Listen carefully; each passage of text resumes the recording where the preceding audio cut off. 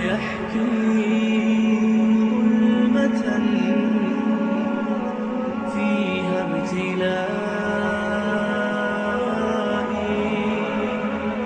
والنور خط كتابه أنسي لقائي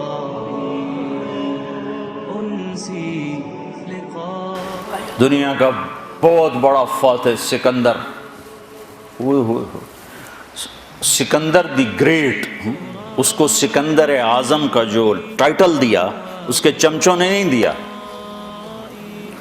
اس تاریخ نے دیا. ہمارے تو ملک میں ٹائٹل چمچے دے رہے ہوتے ہیں، تو اس کو تاریخ نے لقب دیا سکندر اعظم. تو 300 سال تو زندہ رہتا، چلو جو عام عمر ہے 60-70 سال تو زندہ رہتا، 33 سال کی عمر. 13 جون 353 BC قبل مسیح دنیا فتح کرنے نکلا ہے اور فاتحانہ واپس جا رہا ہے. اور جہاں تک فتح کیا ہمارے ٹیکسلا تک پہنچا تھا، آگے لشکر انکاری ہو گیا، وہ تو چاہتا تھا اور بھی آگے جاؤں، تو سارے خزانے ساتھ ہیں اور عراق پہنچا. عراق سے ترکی میں انٹر ہونا ہے اور ترکی سے مقدونیہ، تھوڑا فاصلہ باقی رہ گیا. تو بابل اس وقت عراق کا مشہور شہر تھا، وہاں اللہ نے پکڑا اور کوئی بڑی بیماری بھی نہیں دی، ملیریا بخار، ملیریا. اور موت نے جو جھٹکا دیا تو اس کی حسرت بھری فریاد سنو جو تاریخ نے محفوظ کر لی.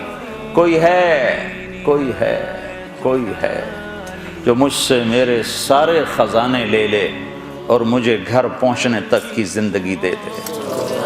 میں گھر میں مرنا چاہتا ہوں، یہاں نہیں مرنا چاہتا. مقدونیہ قریب ہے، بس ترکی سے مقدونیہ ساتھ جڑا ہوا. میں مقدونیہ مرنا چاہتا ہوں، لیکن اللہ نے وہیں مارا، یہ بتایا کہ گریٹ صرف اللہ ہے، اعظم صرف اللہ ہے. والنور خط واللحد يحكي ظلمة فيها ابتلائي والنور خط كتابه أنسي لقائي أنسي لقائي. دنیا کا بہت بڑا فاتح سکندر،